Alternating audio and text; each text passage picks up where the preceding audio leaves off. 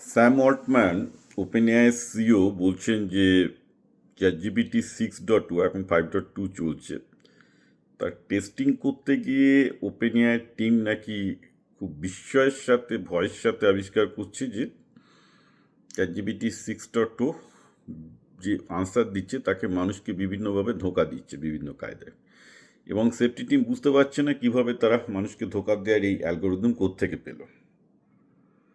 আচ্ছা, তার কিছুদিন আগে নাকি অ্যানথ্রপিকের এক টিম আবিষ্কার করেছে যে অ্যানথ্রপিকের যে এআই তার মধ্যে কনসাসনেস চলে এসছে, মানে সব মানবোচিত গুণ। কেউ বলছে কনসাসনেস চলে এসছে, কেউ বলছে মানবোচিত রিসেপশন করছে। সবই হচ্ছে ফিউচার মডেল টেস্ট করতে গিয়ে, এবার মডেলগুলো যখন তারা মানুষের কাছে ছাড়ছেন তখন আর সেগুলো দেখা মিলছে না। তো মজার ব্যাপার হচ্ছে যে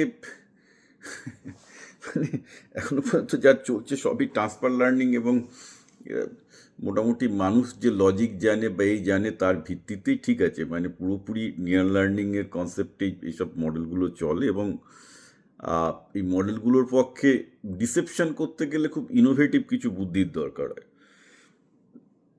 ডিসেপশন এআই করতে পারবে কি পারবে না, আমার মতে এটা একটা এখনো ওপেন কোশ্চেন। এখনো পর্যন্ত যেভাবে এলএলএম চলে, অর্থাৎ প্রেডিক্টিভ টেক্সট হিসেবে, তাতে পুরোটাই তো মানে প্রেডিক্টিভ টেস্ট মানে পুরোটাই নকল। সোজা কথা হচ্ছে নকল প্লাস ডেল্টা সামথিং আর কি।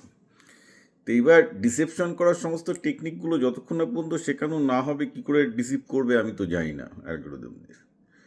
আর চেতনার ব্যাপারটা তো আমি ছেড়ে দিলাম, যে বেসিক্যালি অনেক অ্যানথ্রপিকের সায়েন্টিস্ট বলছে মানে মডেলগুলো একটু উহা করছে, বলছে তাদের নাকি বেদনা হচ্ছে, তাদের দুঃখ লাগছে।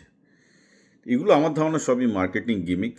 আমরা এজিআই থেকে শুরু করে অনেক মার্কেটিং গিমিক করলাম, করে এখন তো লেটেস্ট যত মডেলই হোক না কেন কাজে লাগছে, ইউজফুল টুল, মানুষের মতো লিখছে, সবই ঠিক আছে, কিন্তু পুরোটাই তো সেই প্রেডিক্টিভ টেক্সট।